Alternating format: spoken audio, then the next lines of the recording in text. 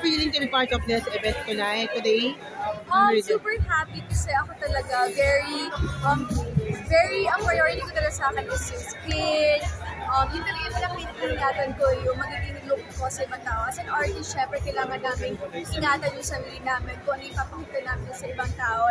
And of course, itong body care sa atin is very, very important kasi sometimes ako aminin ko if like nakalimutan ako mag-shave or mag-trim sa underarm, tapos may event ako and then naka-sleeveless ako, hindi ako confident. So it's really, really important and I'm happy to be part here kasi syempre, andito din yung mga ibang girls and ibang men na ang sinasabi nga namin kanina is judgment to So, kung ano man yung mga issues namin about our careers, ino-open up namin sa isa't isa. Michelle, we all know naman na boyfriend mo si Enzo. Yes. Importante ba as a girlfriend na gusto mo laging perfectly groom yung partner mo?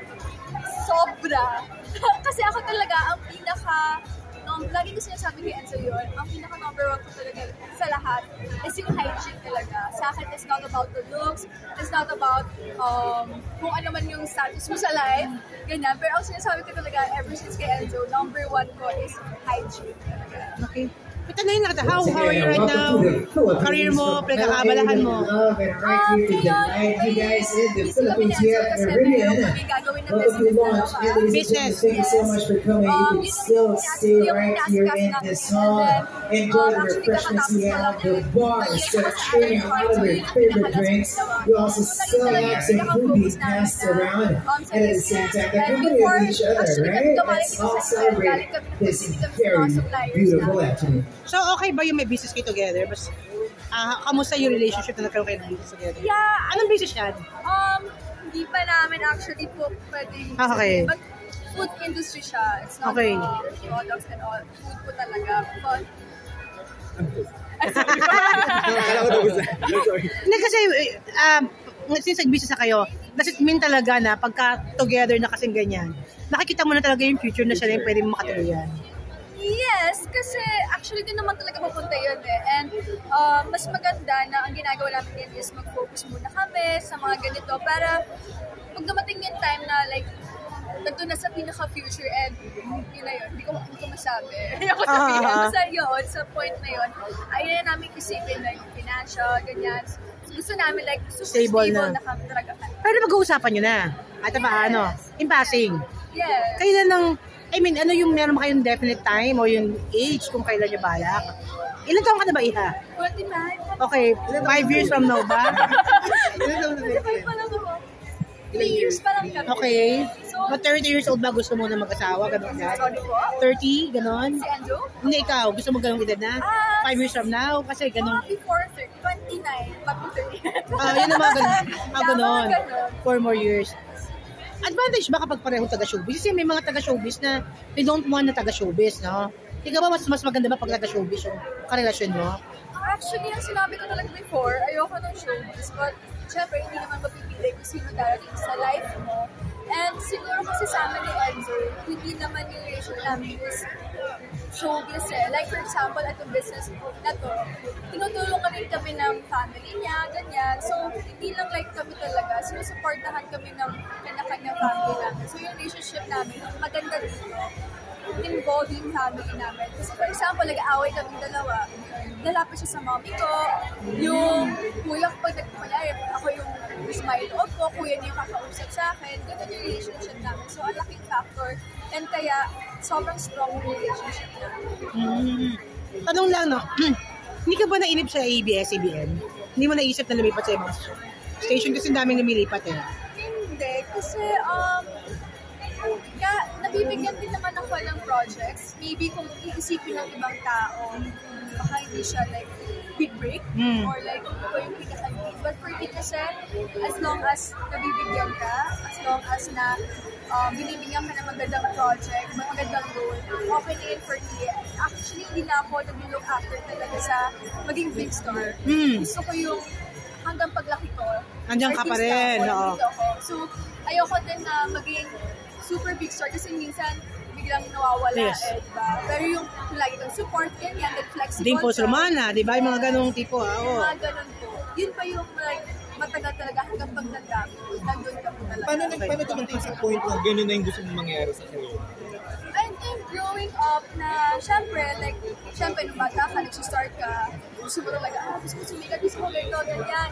Like, pumasok ako, nandiyan sila Patrice, nandiyan sila Montes, gusto ko ganito, ganyan. But of course, syempre, iba-iba naman yung career paths ng tao, hindi naman tayo same. And, yun nga,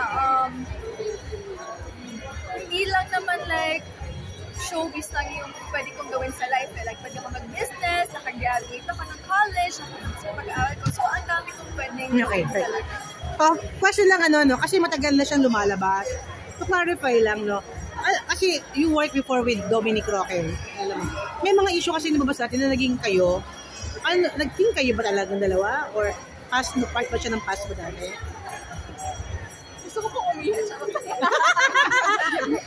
Hindi na lang ang feeling mo na ngayon kakasal na siya kay Bea. I'm happy for him. Of course, nung paano ko ba ito sabihin ito? Basta, way back.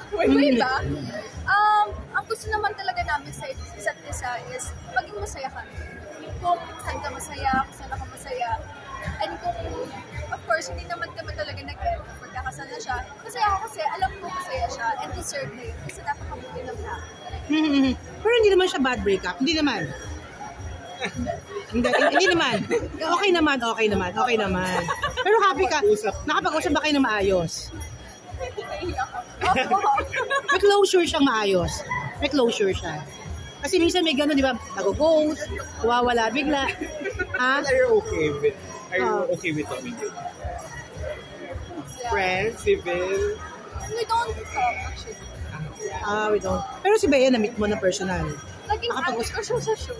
Anong show? Sana bukas pa ang kahapon. Oh, boy. Hindi ba naman sila nun eh? Sila na ba nun? Hindi pa. Oo, hindi pa. Pero how do you find Bea, ikaw? Do you think tugma sila dalawa ni Dominic? How do you find her? Nakatrabaho mo, di ba? Mabait naman. Sana may edit to, no? Okay.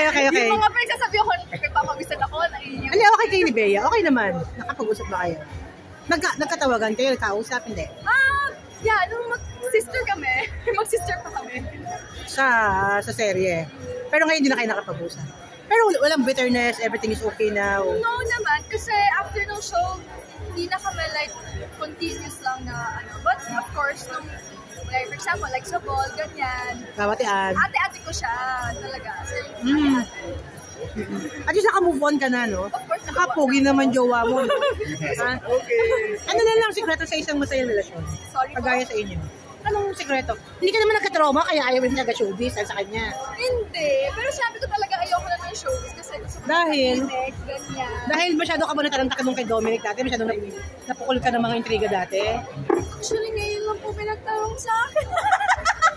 Talaga, friend? Hindi lang. Ako lang. At least happy ka ngayon, di ba? Happy talaga. Nagkaroon ka ba ng offer from GMA or from Channel 5? May mga offers before? Nung sa ibang station, yes. Meron. Yeah. Pero you stayed with ABS. Yes. Why you decide to During stay? that time kasi, like, continuous naman na project. Even Okay. yung pandemic, like, merong Sa'yo ay Akin, merong Bating Umaga, then, pinag-guest ako kung saan-saan na show. So, okay naman. So hindi, ano yan, yung wala ng franchise sa ABS nung may nag-offer sa'yo? Sorry po? Nung wala ng franchise, yung nag-offer sa'yo ang, Yes, ang during ibang the pandemic. networks. Yes. But you stay with ABS because of the loyalty, no? Yes. Okay. Thank you so much. Salamat. Thank you. Thank you.